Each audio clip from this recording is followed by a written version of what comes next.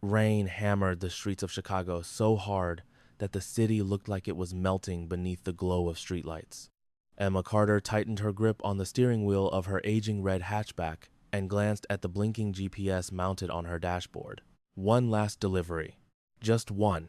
Then she could finally go home. Her shoulders ached after 11 straight hours of driving across the city, climbing apartment stairs, dodging impatient traffic, and pretending to smile through every interaction. The insulated pizza bag on the passenger seat filled the car with the comforting smell of melted mozzarella and garlic butter, a smell that had followed her through almost every day of the past 4 years. She sighed.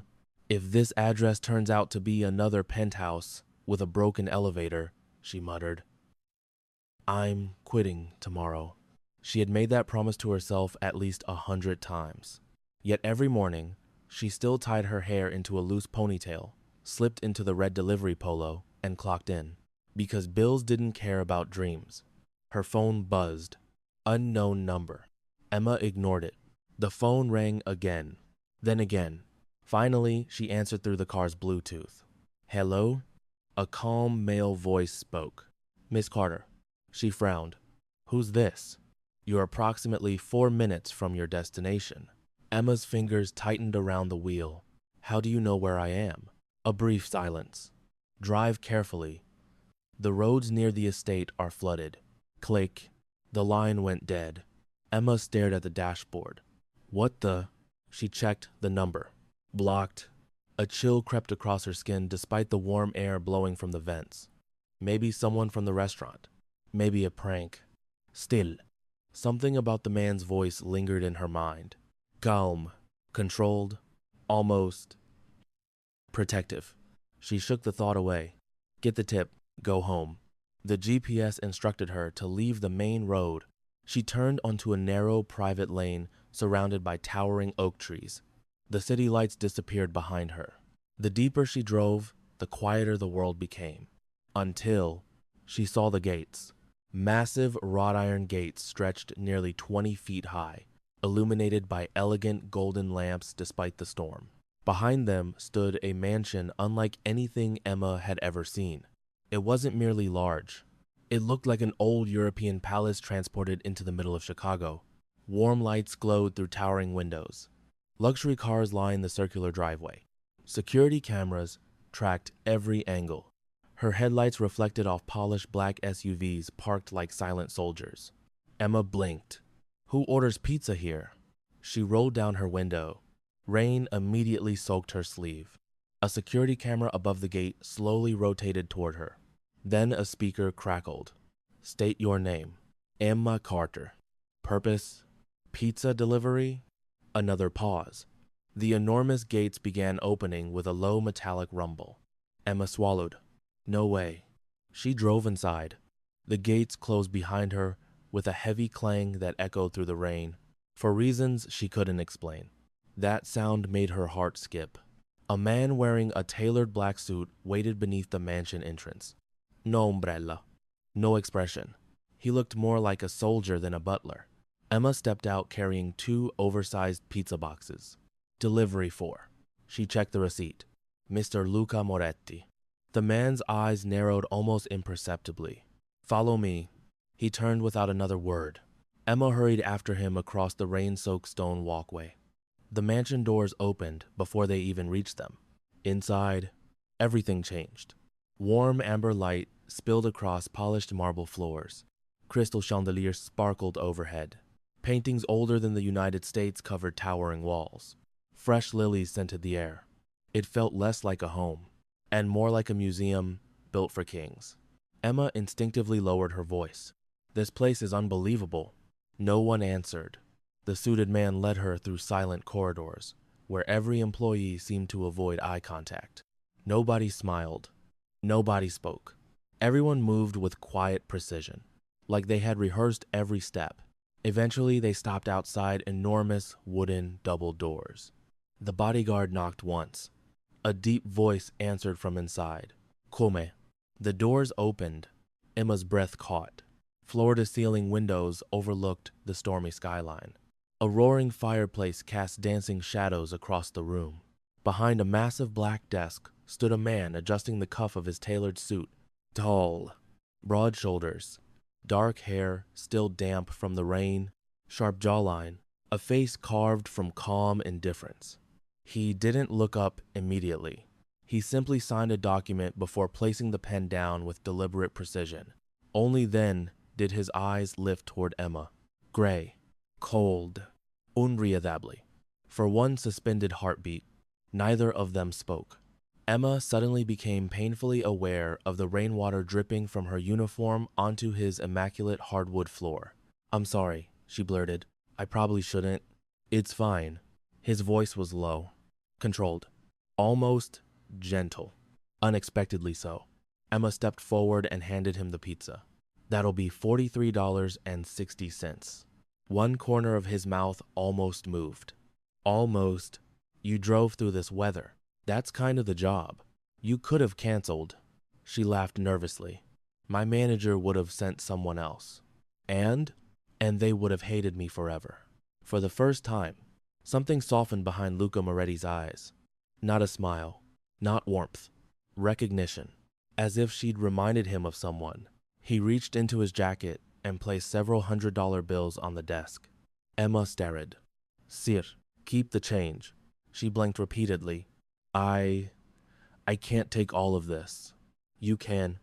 It's way too much." "So?" Emma hesitated. "I earned $43. Silence. Most people would have pocketed the money. Not Emma." She carefully counted the exact amount owed before sliding the rest back toward him. "I appreciate it, but this belongs to you." The room became strangely quiet. The bodyguards exchanged brief glances. Luca looked at the untouched money for several seconds, then back at Emma. "People usually take more." She shrugged. "My dad used to say," her voice softened, "money you didn't earn always costs more than it's worth." For the first time in years, Luca Moretti forgot to breathe. Those words, exactly those words. 15 years ago, a paramedic kneeling beside a bleeding teenage boy had spoken the very same sentence. Money you didn't earn always cost more than it's worth.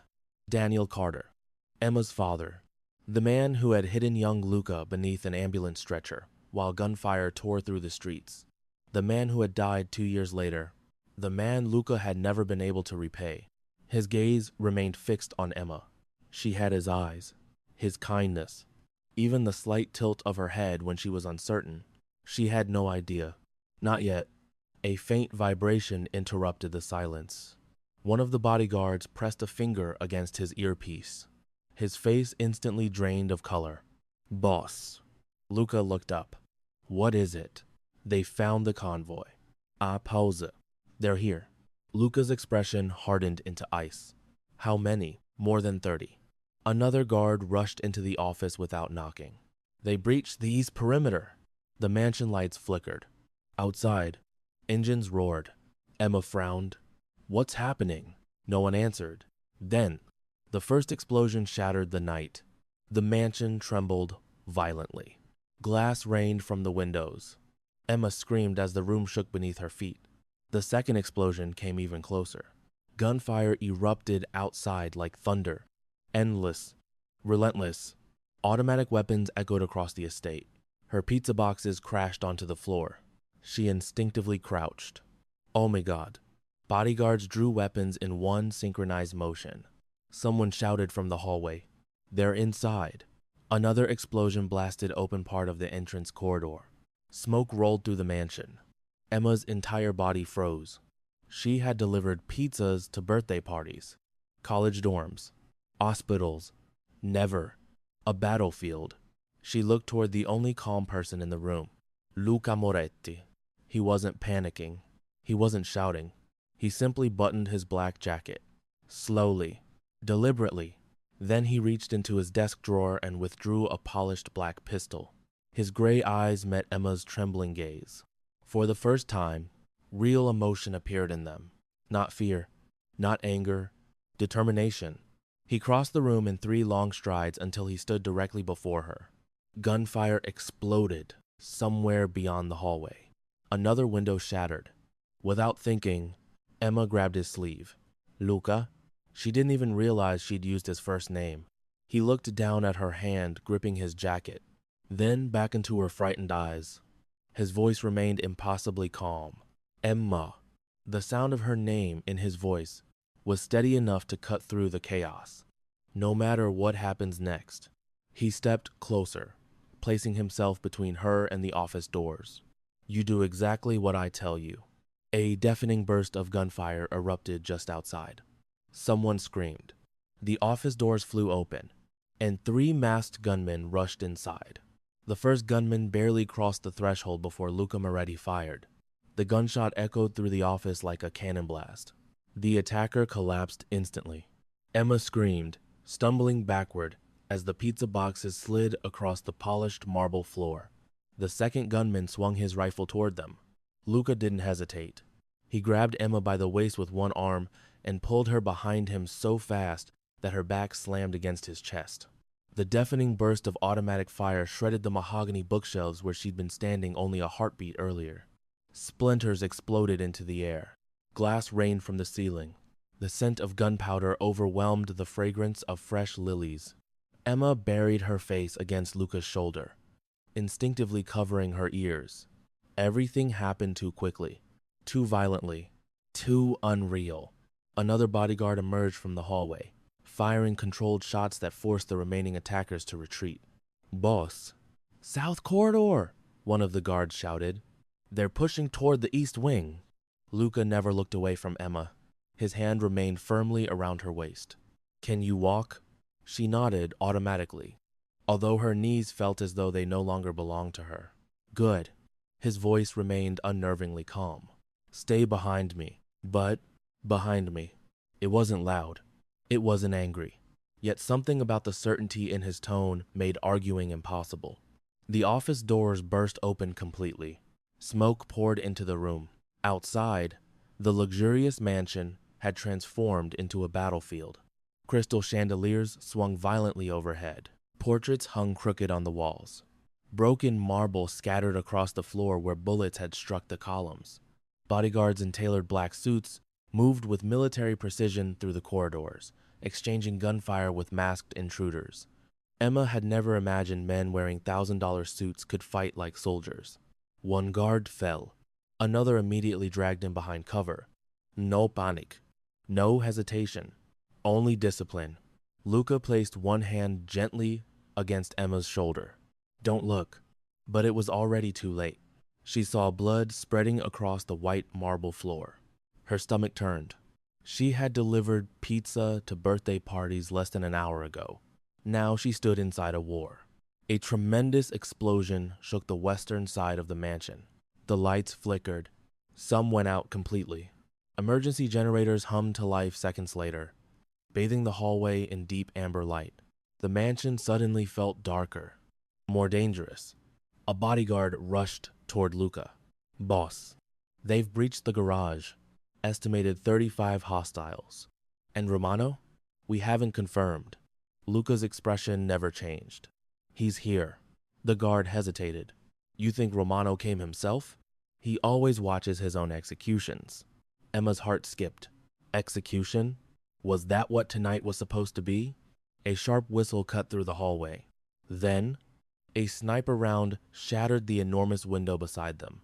The bullet struck the marble pillar inches from Emma's head. Fragments sprayed across her face. She gasped.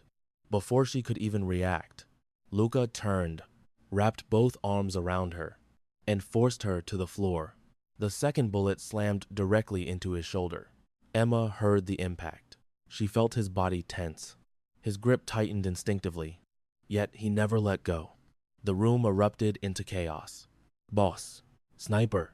Bodyguards fired toward the gardens outside. Emma looked up in horror.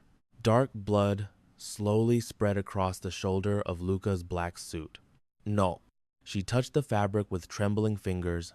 You're bleeding. It's nothing. It's not nothing. He stood as if he'd merely been brushed by rain. One of the guards hurried forward. We need to move. Luca ignored him.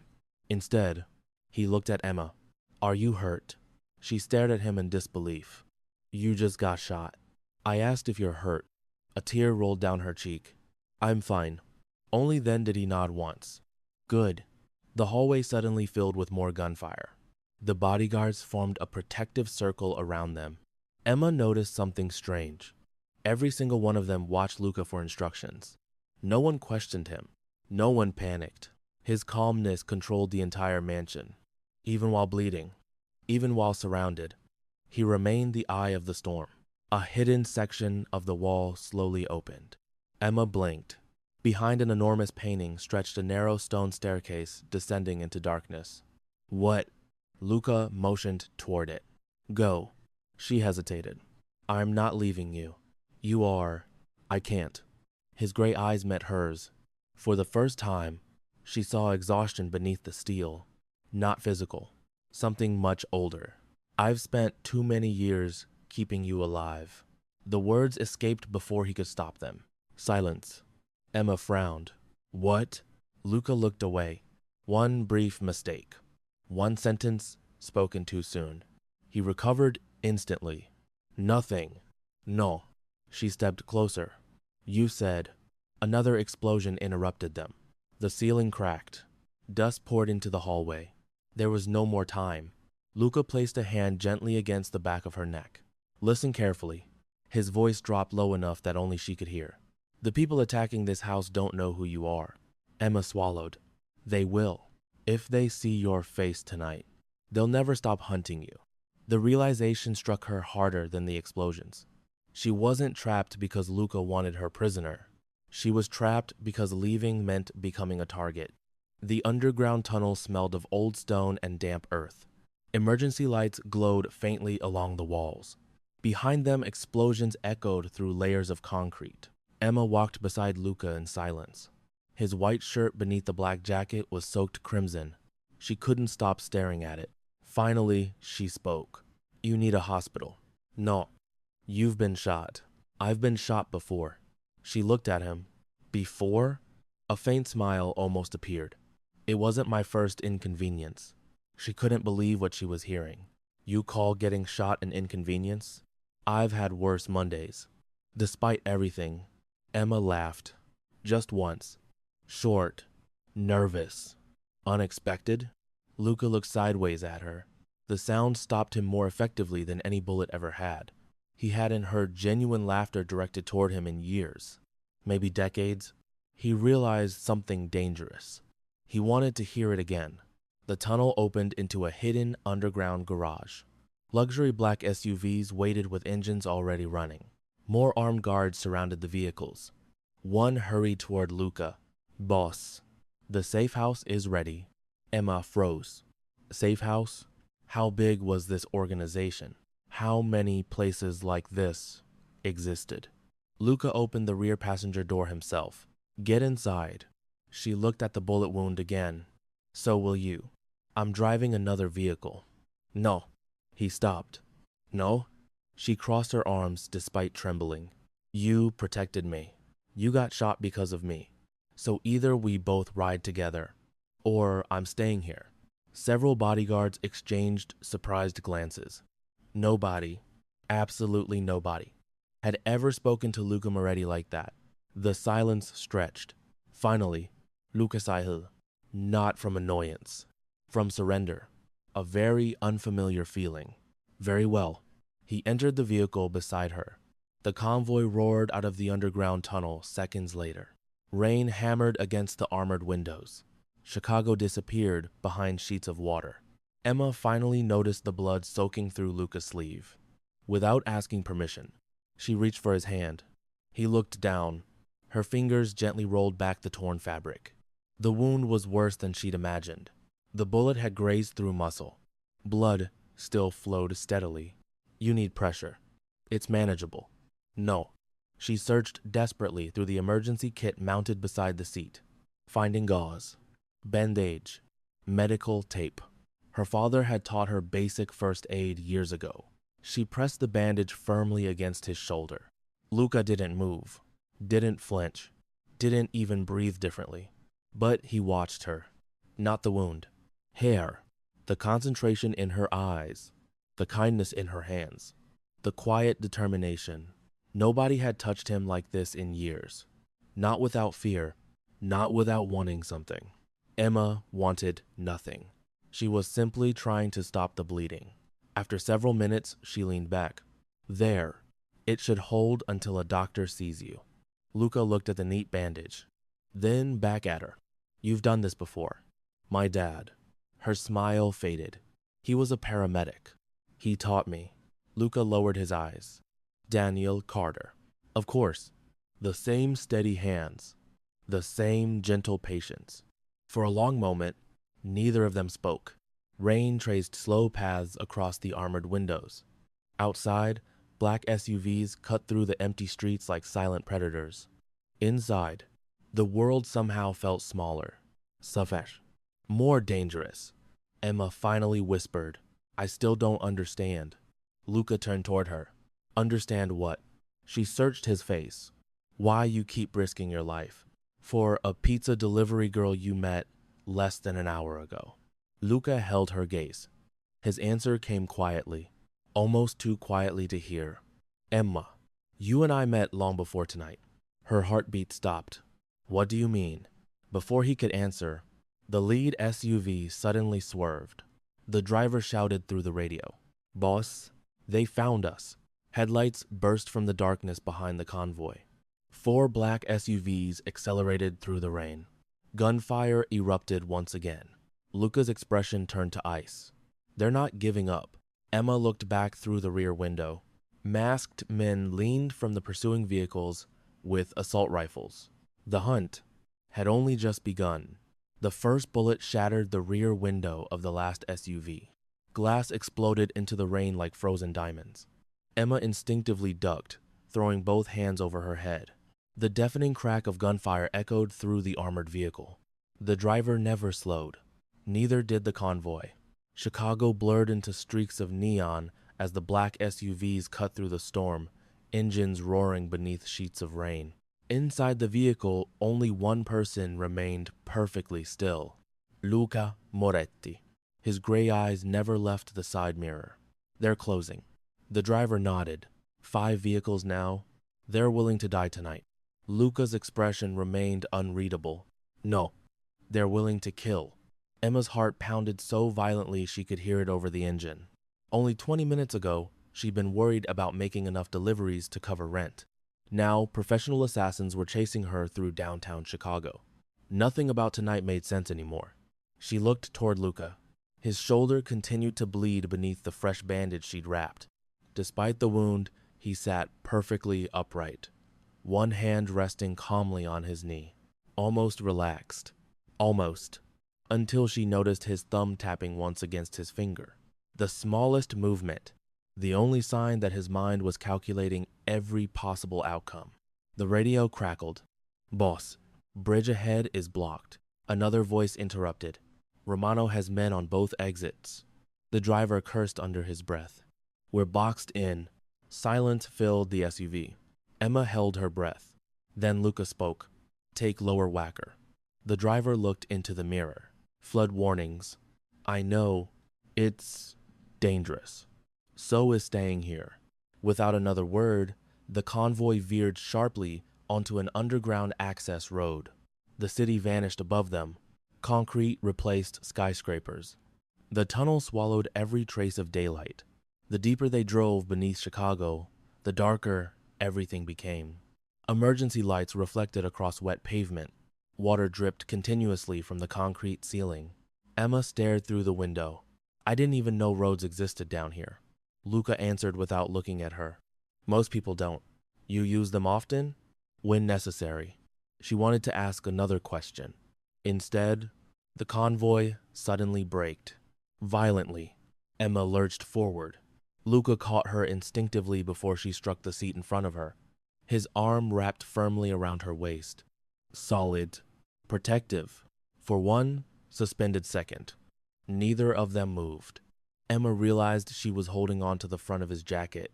His face was inches away, close enough to notice the tiny scar beneath his jaw, close enough to smell cedarwood and rain, close enough to see exhaustion hiding behind those icy gray eyes. She quickly let go. I'm sorry. He slowly released her. You don't need to apologize. The driver lowered his voice. Boss. The tunnel ahead was blocked. 3 black SUVs stood sideways across the road. Dozens of armed men stepped from the shadows, weapons already raised. Emma's breathing stopped. No. One figure slowly walked forward beneath the flickering tunnel lights. Expensive charcoal coat, leather gloves, silver tee, dark hair slicked neatly back. He smiled. It wasn't friendly. It was the smile of someone who enjoyed making other people afraid. Dante Romano. Emma whispered the name without realizing it. Luca noticed. You've heard of him? She swallowed. Everyone has. Dante stopped 20 feet away. He spread his arms almost theatrically. Luca. His voice echoed through the tunnel. You've become difficult to kill. Luca opened the SUV door and stepped into the rainwater covering the pavement. Emma immediately reached for him. No. He glanced back. Stay inside. They'll kill you. Not today. He closed the door before she could answer. Bodyguards surrounded Luca instantly. Weapons drawn. Safety switches clicked. Neither side fired. Not yet. Dante laughed softly. You've always liked dramatic entrances. Luca said nothing. Dante's eyes drifted toward the SUV, toward Emma. His smile widened. So, that's the girl. Emma felt ice spread through her chest. How did he know about her? Luca's voice became dangerously quiet. You don't say her name. Dante laughed again. I don't need to. The whole city will know it by sunrise. Emma watched through the rain-covered glass. Every instinct told her to stay hidden. Every emotion screamed for Luca to come back. She'd known him less than an hour. Why did she suddenly care whether he survived? It made no sense. Yet the thought of watching him die made her chest physically ache. Outside, Dante continued speaking. You've built an empire. You've survived every assassination. You've outsmarted every family. He tilted his head. And then, you throw everything away for a pizza girl. His men laughed. Luca didn't. Dante took one slow step closer. I've been watching you. You canceled 3 meetings tonight. You diverted half your security. You left your mansion. For her, another step. You've never done that for anyone. Luca's expression remained carved from stone. Leave. Dante smiled. I don't think I will. Without warning, Dante drew a pistol. Not toward Luca. Toward Emma's SUV. Everything slowed. Emma saw the movement. Saw the barrel lifting. Saw Luca turn. Then, Luca threw himself directly in front of the vehicle. The gunshot echoed through the tunnel. The bullet struck the armored door only inches from where Emma sat. Before anyone could react, gunfire erupted from every direction. The tunnel exploded into chaos. Bodyguards dragged Luca behind concrete barriers. Bullets ricocheted from pillars. Car alarms screamed. Smoke filled the underground roadway. Emma crouched on the vehicle floor, hands over her ears, unable to think, unable to breathe. She heard someone shouting, then another explosion. Concrete cracked overhead. The tunnel lights flickered. Darkness swallowed everything. Only muzzle flashes illuminated the battlefield. For brief moments, she saw silhouettes. Men falling, others advancing. The world had become a nightmare, painted in fire. Suddenly, the rear door opened. Emma screamed. A gloved hand reached inside. Before she could react, another hand grabbed the attacker by the throat. Luca. He slammed the assassin against the SUV with terrifying force. The man's weapon clattered onto the pavement. Luca's face remained completely emotionless. You reached too far. His voice barely rose above a whisper. One sharp movement. The attacker collapsed unconscious. Luca immediately turned toward Emma. Look at me. She couldn't. She was shaking uncontrollably. Emma. His voice softened. Look at me. Slowly. She lifted her eyes. Gunfire continued all around them. Yet somehow, his face was the only thing she could see. Can you hear me? She nodded. Good. You stay behind me. No matter what. She whispered. I'm scared. For the first time, the coldest man in Chicago reached out. Very carefully, he brushed a trembling strand of wet hair away from her face. I know. The gesture lasted less than a second, but to Emma, it somehow felt louder than every explosion around them. The radio suddenly crackled. Boss, extraction point is clear. Luca nodded once. He took Emma's hand, not romantically, not gently, protectively, firm enough that she couldn't be separated from him. Run. They sprinted together through the smoke. Bodyguards formed a moving shield around them. Bullets struck walls only feet away. Emma stumbled. Luca caught her immediately. Without slowing, the exit lay ahead. A reinforced steel door hidden behind stacked shipping containers. One guard pulled it open. Cold night air rushed inside. Beyond it waited another convoy. Hidden, ready. As they climbed into the lead SUV, Dante Romano stepped from the smoke behind them. Blood trickled from a cut above his eyebrow. Yet he was smiling. He didn't chase them. He simply watched. Then called out loud enough for Emma to hear. Luca. Luca paused. Without turning around, Dante's smile became even wider. You should have told her. Silence. Emma frowned. Told me what? Dante laughed. A slow, satisfied laugh. The truth? Luca finally looked back. Their eyes met across the rain-soaked pavement. Dante's final words echoed through the tunnel long after the convoy disappeared into the storm. You didn't save her tonight. You've been stealing her life for 15 years. Emma's heartbeat stopped. She turned toward Luca. His face revealed nothing, but the silence between them confirmed everything. The convoy sped through the storm, leaving the underground tunnel and Dante Romano's chilling words behind. For several minutes, no one spoke. Rain drummed against the armored windows in a steady rhythm, but inside the SUV, the silence felt heavier than the gunfire they had escaped. Emma sat motionless, her hands still trembling. Her breathing had slowed. Her fear had not. She couldn't stop hearing Dante's voice. You've been stealing her life for 15 years. She turned toward Luca. He stared out the window, his profile illuminated by passing streetlights. Cold, controlled, as though nothing had happened. But she had begun to notice something about him. Whenever he was hiding something, his jaw tightened almost imperceptibly. It was happening now. Finally, Emma broke the silence. What did he mean? Luca didn't answer. She tried again. What did Dante mean? Still nothing. The convoy turned onto a winding mountain road north of the city. Towering pine trees surrounded them. The lights of Chicago disappeared behind sheets of rain until there was nothing left but darkness. Emma folded her arms. You owe me an answer. I owe you your safety.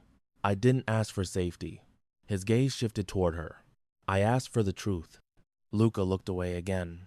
The truth. He had rehearsed this moment 1,000 times over the years. He imagined telling her after graduation, after her first job, after she bought her first apartment, after life finally became peaceful. Every time, he decided to wait a little longer, because the truth would drag her into his world, and his world destroyed everything it touched. Now, Dante had stolen that choice from him. The convoy slowed before an enormous iron gate hidden deep within the forest. No cameras were visible. No guards stood outside. The place looked abandoned. Only after the gates opened did Emma understand. An elegant stone manor emerged from the darkness, surrounded by towering evergreens and a frozen lake reflecting the moonlight. Warm lights glowed through its windows. It felt peaceful, almost impossible after the nightmare they had escaped. This is one of my safe houses, Emma whispered. How many do you have? Luca answered simply. Enough. The front doors opened before they reached the entrance. Medical staff rushed toward Luca immediately. Boss, you're bleeding. I'm aware. A gray-haired doctor approached with concern. The bullet needs to come out. It can wait. No. Emma stepped forward before she realized she was speaking. It can't. Everyone looked at her. Even Luca. She folded her arms stubbornly. You're seeing the doctor. One of the bodyguards quietly lowered his head, hiding what looked suspiciously like a smile. Luca noticed. So did Emma. You all listen to him, she said. Who's going to make sure he listens to someone? For a brief second, The corner of Luca's mouth almost lifted. Almost. Fine. 20 minutes later, the doctor carefully removed the bullet. Emma waited outside the treatment room. She hadn't intended to. She could have left. She should have left. Yet every time she considered walking away, one thought stopped her. He jumped in front of a bullet for me. No one had ever done that before. Not even close. The treatment room door opened. Luca emerged wearing a clean black shirt with the sleeves rolled to his forearms. His shoulder was heavily bandaged. Emma immediately stood. Does it hurt? I've experienced worse. She sighed. You're impossible. So I've been told. She expected the conversation to end there. Instead, Luca surprised her. Come with me. They walked through the quiet manor until they reached a library unlike anything Emma had ever seen. Floor-to-ceiling shelves stretched across 2 stories. Old leather-bound books filled every wall. A fire crackled inside a massive stone fireplace. Rain tapped softly against tall windows. The room felt strangely comforting. Luca walked toward an antique wooden cabinet, unlocked it, removed a weathered cardboard box. He carried it to the table. For a long moment, he simply stared at it, then pushed it toward Emma. Open it. Inside lay dozens of old photographs. Emma frowned. The first photograph showed a much younger man beside an ambulance. She froze. Dad. Daniel Carter. Smiling exactly as she remembered him. Another picture. Her father laughing with hospital coworkers. Another. Her father holding a little girl. Emma. Maybe 6 years old. She slowly looked up. Why do you have these? Luca didn't answer immediately. Instead, he removed one final photograph. It was faded around the edges. Blood-stained one corner. A teenage boy lay unconscious beneath an ambulance stretcher. His face was bruised, covered in dirt. Terrified, her father knelt beside him, shielding him. Emma stared. The teenage boy looked strangely familiar. Then she looked at Luca. Back at the photograph. Back to Luca again. Realization slowly settled across her face. That's you. Luca nodded once. The room became impossibly quiet. The night this picture was taken, Luca began. I was 17. My father had just been murdered. Our convoy was ambushed. I was the only survivor. Emma listened without speaking. I was bleeding to death in the middle of the street. No one stopped. No one wanted trouble with the mafia. He looked toward the fire, except one paramedic. Emma already knew. My dad. Luca nodded. He pulled me into his ambulance. He hid me beneath a stretcher while Romano soldiers searched every vehicle. He lied to save my life. Emma's eyes filled with tears. He told them the ambulance was empty. Luca's voice softened. They believed him. Emma swallowed hard. I never knew. You weren't supposed to. Luca continued. Afterward, I offered him money. He refused. Emma smiled sadly. That sounds like him. He said. Luca hesitated, then repeated the words perfectly. If you really want to repay me, protect the people I love after I'm gone. Emma closed her eyes. Her father. She could almost hear his voice. Luca continued quietly. I gave him my word. And 3 years later, he died. The room fell silent again. Only the fire continued to crackle. Emma looked around the library, then back at Luca. You've been protecting me. For 15 years? He nodded. You paid my mother's medical bills. Yes. My college scholarship? Anonymous. The apartment I almost lost last year? I bought the building. Emma couldn't breathe. My car accident. The truck never reached you.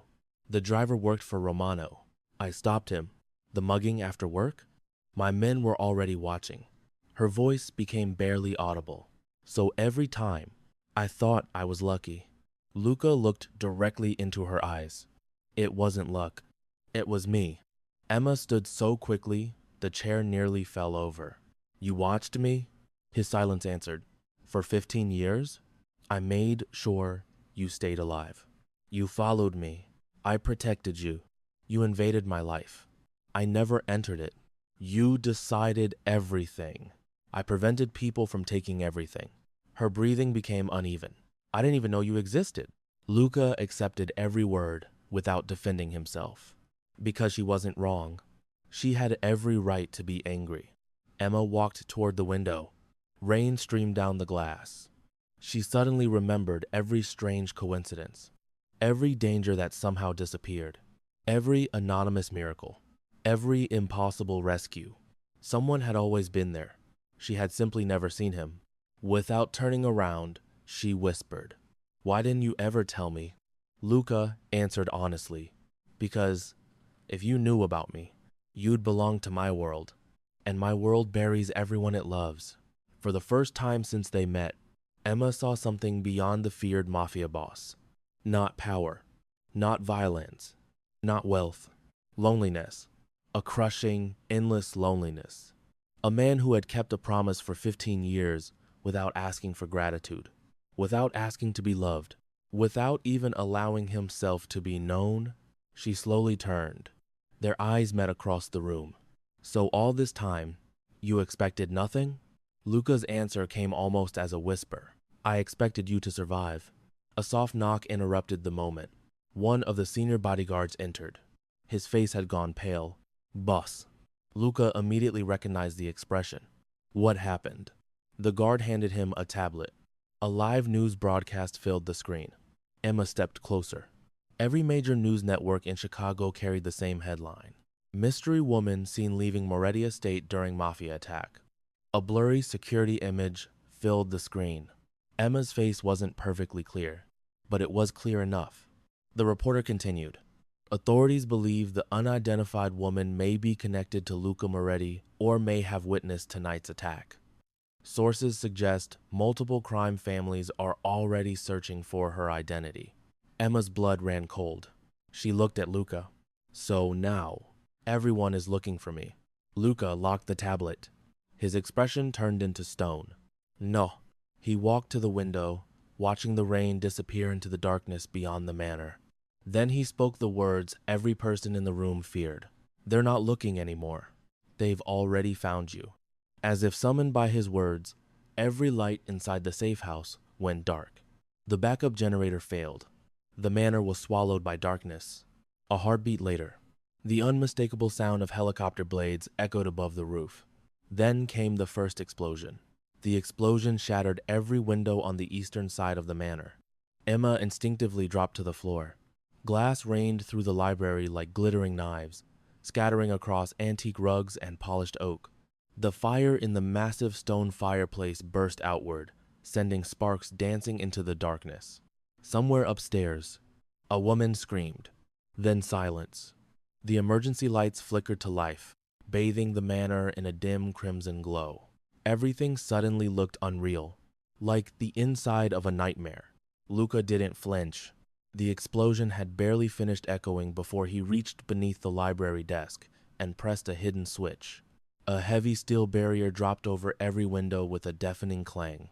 The warm, elegant library transformed into a fortress in less than 5 seconds. Emma stared. "You planned for this." "I planned for everything." His calmness wasn't confidence. It was experience. This wasn't the first time someone had tried to kill him. It probably wasn't the 10th. The bodyguard who had brought the news tablet pressed a finger against his earpiece. "Boss, 3 helicopters. 40, maybe 50 men.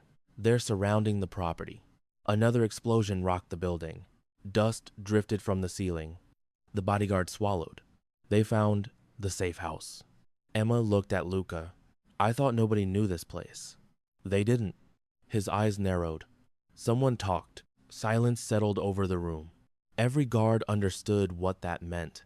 There was a traitor, not somewhere in Chicago, not inside one of the businesses, inside Luca's inner circle. The realization chilled the room more than the storm outside. Emma looked from one face to another. Nobody spoke. Nobody accused anyone. But every hand tightened around a weapon. Trust had vanished in an instant. A burst of static crackled through the radio. Then a terrified voice. "They're breaching the north entrance." Gunfire exploded almost immediately afterward. Another voice shouted, "Second team on the roof." "Snipers." The radio went silent. Luca turned toward the library door. They're testing us. Emma frowned. Testing? They're looking for me. He slipped a fresh magazine into his pistol with one smooth motion. When they find me, the real attack begins. Emma suddenly grabbed his wrist. No. He looked down at her hand. You've already been shot. You need to stay here. They're coming because of me. They're coming because of power. You don't have to fight. Luca held her gaze for several long seconds. His voice softened. I stopped having that choice a long time ago. Another explosion. Closer this time, the lights flickered again. A section of the ceiling collapsed somewhere down the hallway. The manor groaned under the impact. Emma's pulse raced. Everything she'd believed about the world had been turned upside down in less than 2 hours. She should hate him. She should be furious that he'd watched over her life from the shadows.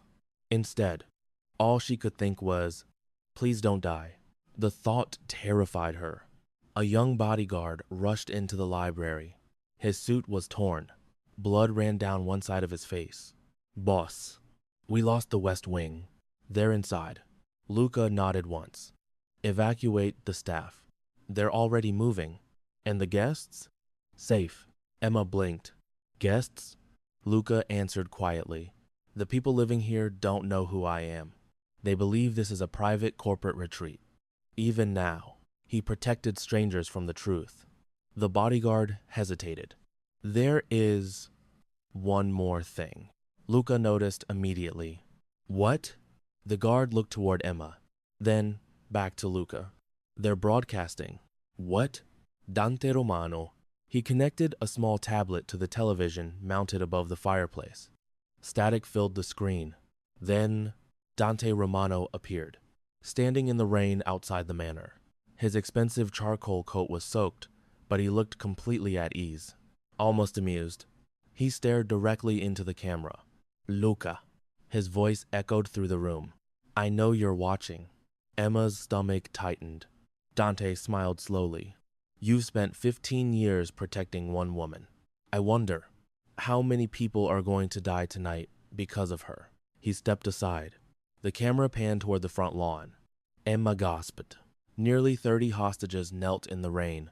Kitchen staff, housekeepers, gardeners, drivers. Everyone's hands were tied behind their backs. A sniper stood behind every hostage. Emma covered her mouth. Oh my God. Dante continued. You always taught us that loyalty has a price. So tonight, let's see how much yours is worth. He checked his watch. You have 10 minutes. Walk outside alone, or every 60 seconds. One innocent person dies. The broadcast ended. The room fell silent. Emma turned toward Luca. No. He was already walking toward the door. No. She stepped in front of him. You can't. They'll kill you. They'll kill them. You don't know that. I know Dante. His voice remained perfectly calm. He enjoys keeping promises. Emma shook her head desperately. There has to be another way. There usually isn't. The bodyguards immediately protested. Boss, this is a trap. We'll fight. We always fight. Luca looked at every man in the room. Each had served him for years, some for decades. I know. None of them moved. One older guard quietly lowered his eyes. You once told us, a leader never trades innocent lives for his own. Luca answered simply, I remember. Emma suddenly understood something. Every person in this organization would die for him. Not because they feared him, because they respected him. He lived by the same rules he demanded from everyone else. That realization made him even more dangerous, and somehow more heartbreaking. Without warning, Emma slapped him. The sound echoed through the silent library. Every guard froze. Nobody had ever struck Luca Moretti. Emma's eyes filled with tears. I am so tired of you deciding everything by yourself. Luca didn't react. He simply looked at her. You think protecting people means carrying the whole world alone. You don't trust anyone. You didn't trust my father. You didn't trust me. You didn't even trust yourself enough to tell me the truth. Her voice cracked. You keep sacrificing yourself and calling it duty. For the first time, since anyone in the room had known him. Luca had no answer. Emma took a slow breath. If you walk out there... Hey Vince, Dante doesn't want your surrender. He wants you to believe sacrificing yourself is the only option. She stepped closer. So stop thinking like a soldier. Start thinking like the man my father believed was worth saving. Those words hit harder than any bullet. Luca closed his eyes. Just for a second. He hadn't heard Daniel Carter's faith echoed by anyone in 15 years. The silence was interrupted by a buzzing phone. One of the bodyguards answered. His expression changed immediately. Boss, our cyber team traced the broadcast. They found Romano's command vehicle. Luca's eyes opened. Location? South Ridge, 1 mile away. Emma looked at him. Hope flickered between them. He slowly smiled. It wasn't warm. It wasn't kind. It was the smile every rival mafia family feared. Cold. Precise. The smile of a man who had just found his enemy's mistake. He wanted me emotional. Luca quietly loaded another magazine into his pistol. He forgot. I think more clearly when someone threatens the people under my protection. He turned toward his men. Prepare every vehicle. We're ending this tonight. Outside, the rain continued to fall over the dark forest. Hidden beyond the trees, Dante Romano watched the manor through a pair of binoculars. One of his lieutenants approached. Boss, do you think Moretti will surrender? Dante smiled without lowering the binoculars. No, he'll do something much more dangerous. The lieutenant frowned. What? Dante's smile widened. He'll come for me. At that exact moment, deep inside the forest, the engines of more than 20 black SUVs roared to life. The hunt had changed. For the first time that night, Luca Moretti was no longer running. He was hunting. The engines thundered through the forest like distant war drums. One by one, the black SUVs rolled out from beneath camouflage netting hidden among the towering pines. Their headlights remained off. Only the moonlight reflected across rain-soaked hoods. Inside the command room of the manor, more than 20 bodyguards stood around a digital map projected across an antique oak table. Every road, every hill, every escape route, every sniper position. Luca Moretti studied the map in complete silence. The room waited. Nobody spoke before he did. Emma stood quietly near the doorway. She still wore the same rain-soaked delivery uniform. Her shoes were muddy. Her ponytail had nearly come undone. She looked completely out of place among armed soldiers and million-dollar tactical equipment. Yet, somehow, no one questioned why she was there, because everyone had seen what happened in the tunnel. Their boss had taken a bullet for her. That alone made her untouchable. Marco Vitale, Luca's oldest advisor, pointed toward the ridge on the map. Our drones finally confirmed Romano's command center. Several satellite images appeared. 3 armored trucks, 2 mobile communication units, dozens of armed men, portable missile launchers. Emma frowned. Missiles? Marco nodded. They're military grade. Luca's expression darkened. So Romano has new investors. Looks that way. He couldn't afford this alone. Someone else was financing the war. Someone far more powerful than Dante Romano. The realization settled heavily over the room. This attack had never been about revenge alone. It was about taking Luca's empire. Emma finally spoke. I don't understand. Everyone turned toward her. If Dante wants to kill Luca, why attack all these innocent people? Marco answered gently. Because fear is cheaper than loyalty. Emma looked confused. Marco continued. If people believe Luca can't protect them, they'll stop believing in him. The empire falls without another bullet. Luca quietly added, Dante doesn't want my body. He wants my name. A young guard hurried inside. Boss, the helicopters are refueling. They'll attack again within 20 minutes. Luca nodded once. Then we move now. He picked up a black tactical jacket hanging beside the door. Emma instinctively stepped forward. You're really leaving? I don't have another option. There has to be. There isn't. His answer came without hesitation. Emma stared at him. You're always so certain. He looked at her. When uncertainty gets people killed, certainty becomes a habit. Those words lingered between them. She suddenly realized something heartbreaking. Luca hadn't become emotionally cold by nature. He had become cold because hesitation had cost lives. Too many lives. As everyone prepared to leave, Emma noticed Luca wince ever so slightly while fastening the tactical vest over his injured shoulder. It lasted less than a second. No one else seemed to notice. She did. She quietly walked over. Hold still. Luca looked down. Before he could ask why, Emma gently adjusted the vest so it rested away from the fresh bandage. Her fingers brushed against the edge of his collar. The room fell strangely quiet. Several bodyguards looked away respectfully. Not because anything romantic had happened. Because nobody touched Luca Moretti unless invited. Emma didn't even realize what she had done. There. She stepped back. It'll hurt less. Luca looked at her for a long moment. Thank you. It was such a simple sentence. Yet Marco almost smiled. He couldn't remember the last time he'd heard Luca thank anyone. Outside, the rain had finally begun to ease. Mist drifted through the pine trees. Black SUVs lined the circular driveway like silent predators waiting to hunt.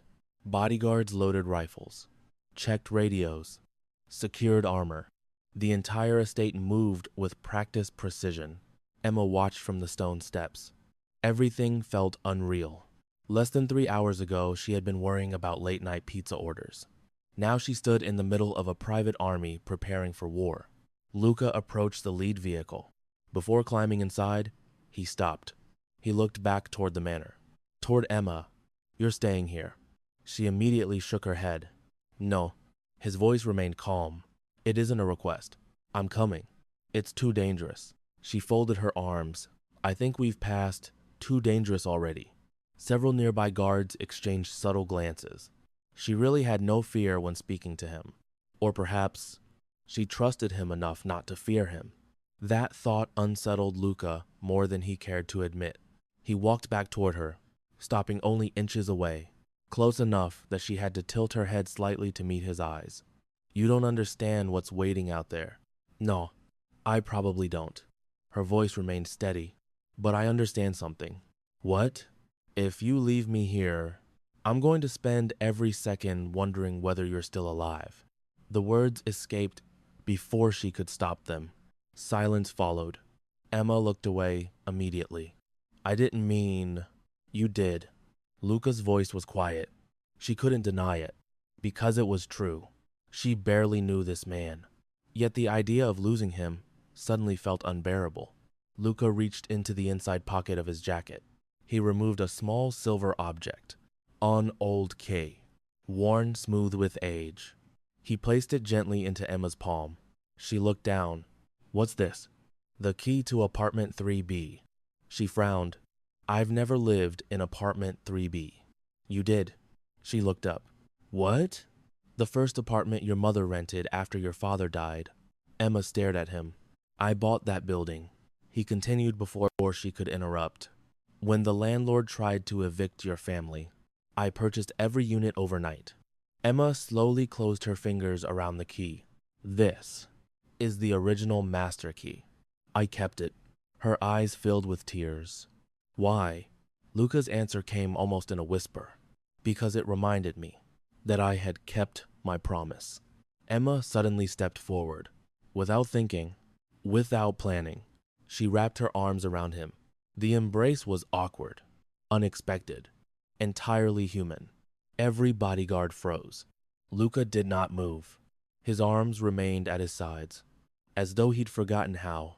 No one had hugged him in years. Not like this. Not without fear, not without expecting something in return. Emma simply held him, because she needed to, because gratitude suddenly felt too small, because words were no longer enough.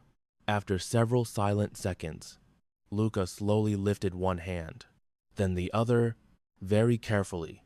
He rested them against her back, not tightly, not possessively, almost uncertainly, as though afraid she might disappear if he held on too firmly. For one fragile moment, the war disappeared. There was only the sound of rain, and two lonely people standing in the middle of it. The embrace ended almost as quietly as it had begun. Emma stepped back first. Neither of them spoke. Neither knew what to say. Marco politely cleared his throat. "Boss." Luca nodded once. "It is time."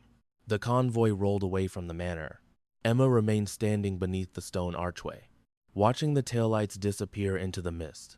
She touched the old apartment key still resting in her hand. A strange feeling settled deep inside her chest. She had spent years believing she was alone. Now she knew she never had been. Someone had always been there, watching, protecting, waiting in the shadows. Miles away, Dante Romano stood inside his mobile command vehicle overlooking the valley. One of his lieutenants entered. "They're moving." Dante smiled. "Exactly as planned." Another man frowned. "So we attacked the convoy?" Dante shook his head. "No." He unfolded a satellite image across the table. It showed the safe house. Only a handful of guards remained. His smile widened. "Moretti thinks I'm hunting him." He tapped one finger against Emma's photograph. "I never was."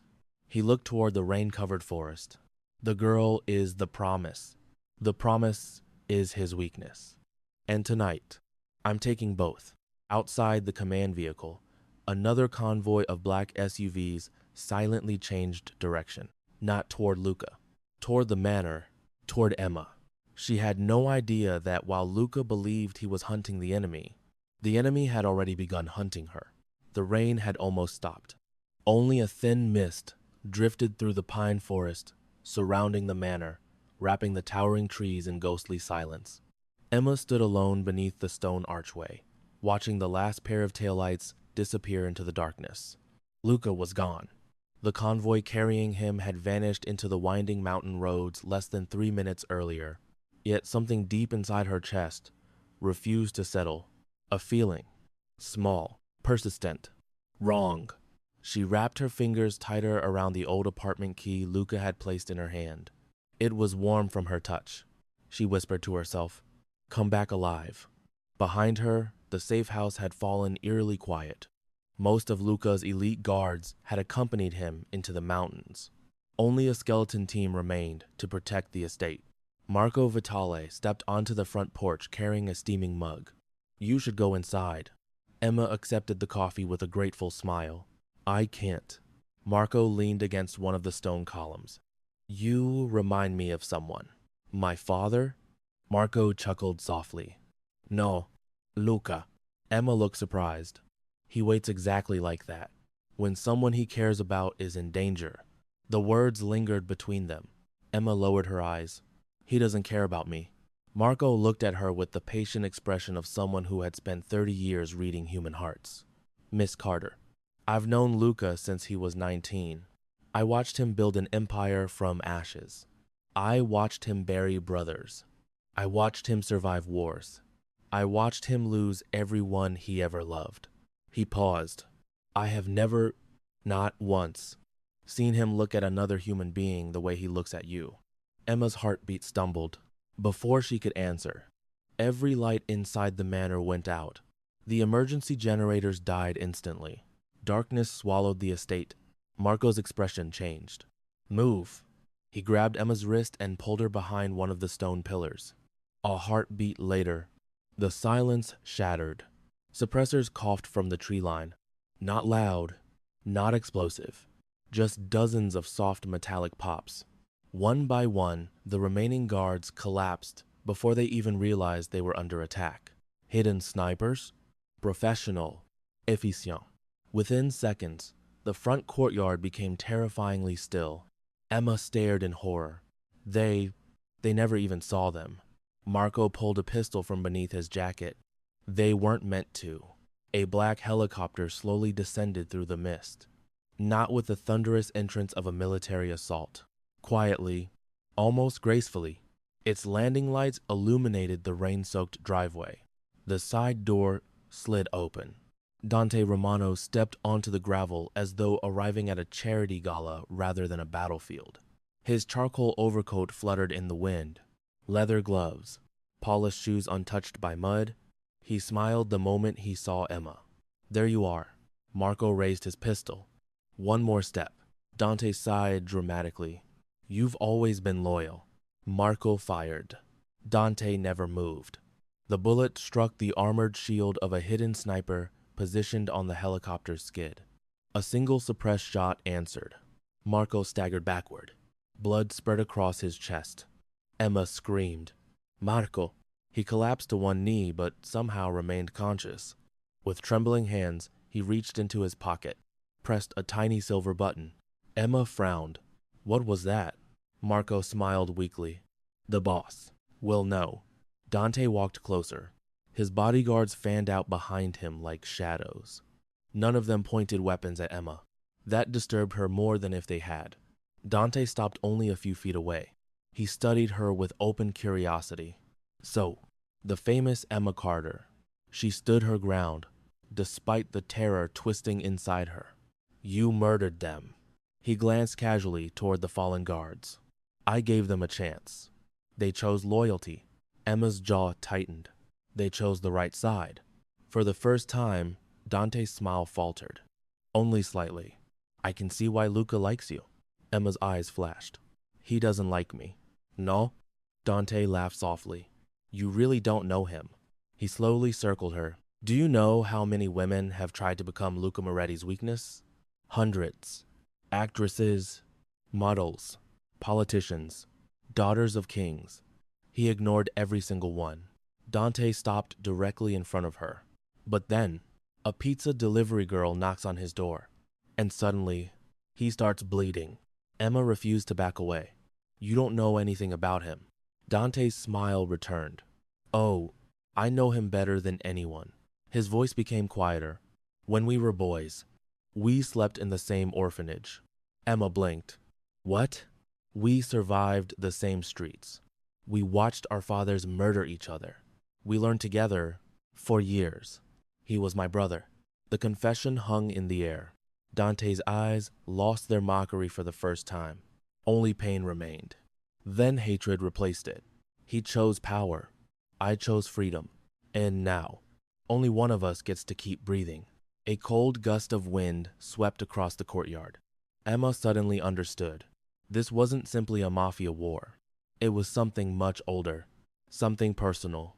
Two broken boys who had survived the same darkness. One became Chicago's protector. The other became its nightmare. Dante extended one gloved hand toward her. Come with me. She stared at it. No, I wasn't asking. I wasn't answering. For several seconds, neither moved. Then Dante sighed. I was hoping you'd make this easier. He nodded once. His men stepped forward. Emma turned to run. A hand clamped over her mouth. Another caught her wrists. She fought with everything she had. Kicking, twisting, biting. One guard cried out as her teeth sank into his hand. Another stumbled backward after taking her elbow to the ribs. Dante watched silently. Then he smiled again. There she is. The woman Luca fell in love with. Emma froze. No. Dante tilted his head. You still don't see it. He does. At that exact moment, nearly 20 miles away, Luca Moretti's convoy raced through the mountain pass. His phone vibrated once. A secure signal. Marco's emergency beacon. The screen displayed only 3 words. Safe. House breached. Every drop of color disappeared from Luca's face. Turn around. The driver looked into the mirror. Boss? Now. The convoy screeched across the wet pavement. Tires screamed. Black SUVs spun in perfect formation before accelerating back toward the manor. Marco had activated the beacon. That meant only one thing. Emma. Back at the manor. Emma was forced toward the helicopter. She looked desperately toward the forest. Toward the road. Toward anywhere Luca might appear. But there was nothing. Only darkness. Dante noticed. He's not coming. He will. So certain. He always comes. Dante's expression hardened. Then let's test that faith. He nodded toward one of his men. The guard produced a syringe filled with a clear liquid. Emma struggled violently. What is that? No. Dante answered calmly. Just enough to help you sleep. The needle pierced her arm. Cold spread through her veins almost instantly. Her vision blurred. The trees melted together. The helicopter lights stretched into white streaks. She heard Dante's voice growing farther away. When Luca arrives, he'll find the manor, his dead men, and your apartment key. He'll know exactly what he lost. Emma fought to stay awake. Only one thought remained. Luca. Her fingers slowly loosened. The silver apartment key slipped from her hand, falling onto the rain-soaked stone steps just as the helicopter lifted into the night sky. Less than 3 minutes later, 22 black SUVs burst through the shattered front gates. Brakes screamed. Bodyguards poured from the vehicles. Luca was already running before his SUV stopped moving. He saw the bodies. Marco lying unconscious but still alive. The ruined courtyard. The empty sky. Then, something caught the beam of a security flashlight. A small silver key, resting alone in the rain. Luca picked it up. His hand closed around it so tightly that the metal cut into his palm. For the first time in nearly 20 years, the most feared mafia boss in America looked completely broken. His voice was barely more than a whisper. They took her. Marco forced his eyes open. With his last remaining strength, he grabbed Luca's sleeve. His lips trembled. She's alive. Find her. Luca slowly stood. The grief in his eyes disappeared. In its place came something infinitely more terrifying. Absolute resolve. He slipped the apartment key into his jacket over his heart. Then he looked toward the dark horizon where the helicopter had vanished. Every man present instinctively straightened, because they recognized that expression. It was the face Luca Moretti wore only once before, the night he decided to build an empire. His voice cut through the rain with deadly calm. Burn every safe house Romano owns. Close every port, every airport, every border crossing. No one sleeps tonight. He paused, then added, with quiet certainty that chilled every soul who heard it, until Emma Carter comes home. This city belongs to the devil.